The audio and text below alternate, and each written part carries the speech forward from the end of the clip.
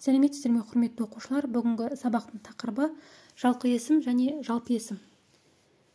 Сабағымызды бастамастан бұрын міндетті түрде менің YouTube арнама жазылып кетіңіздер және де қоңыраушаны басуды ұмытпаңыздар. Олай болса, бүгінгі сабағымызды бастайық. Сабақтың мақсаты: жалқы есім және жалпы есім туралы қорытынды жасай аламын. Тірек сөздерді пайдаланып, мәтін құрастырып жазамын. 36-шы жаттығу. Берілген суреттер бойынша алдаркөсе туралы әңгімелеп көр. Алдаркөсе өзінің заттарын ұрыдан қалай қайтарып алды? Құрметті оқушылар, алдаркөсе өзінің заттарын ұрыдан қалай қайтарып алған білгілеріңіз келсе, YouTube арнадан алдаркөсе және ұры деген мультфильмді тамашалай аласыздар. Алдаркөсе сөзінің жалқы есім екенін дәлелде. Алдаркөсе ертегі кейіпкерінің есімі, сол себепті ол жалқы есім болады. 37-ші жаттығу. Берілген тірек сөздермен алдаркөсені сипаттап жаз.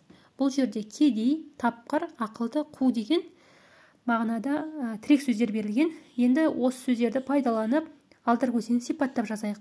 Алдаркөсе қазақ ауыз әдебиетінің кейіпкері, ақылды айлакердің, зерделі қудың жиынтық бейнесі.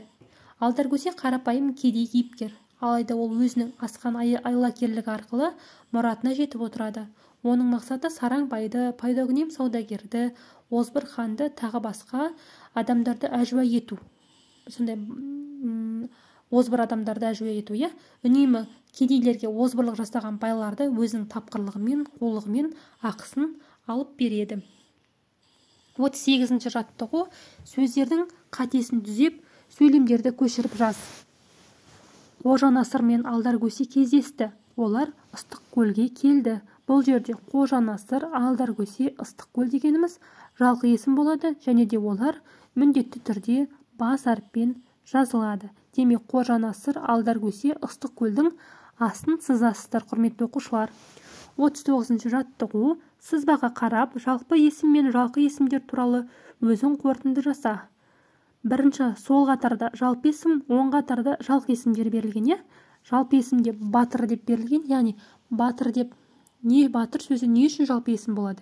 Яғни жалпылама түрде батыр деп айтылған, бірақ та нақты кім батыр екенін айтылмаған, Ал оны жалқы есім ету үшін ол Қобыланды батыр, Алпамыс батыр, Ертарғын батыр болады. Сол сияқты тұлпар нақты қайсы тұлпар екені айтылмаған, ол Тайбұрыл ма, Байшұбар ма? Ал оны жалқы есім ету үшін міндетті түрде ол тұлпардың атын жазамыз. Тайбұрыл, Байшұбар, Құлагер болады. Құрметті оқушылар, түсінікті ме? Келесі бізде жаттығуымыз 40-шы жаттығу. Жер су аттарын қатыстырып, менің ауылымда немесе менің қаламда тақырыбына мәтін құрастырып жаз. Құрастырып көрейік. Менің ауылым Арыс ауылы.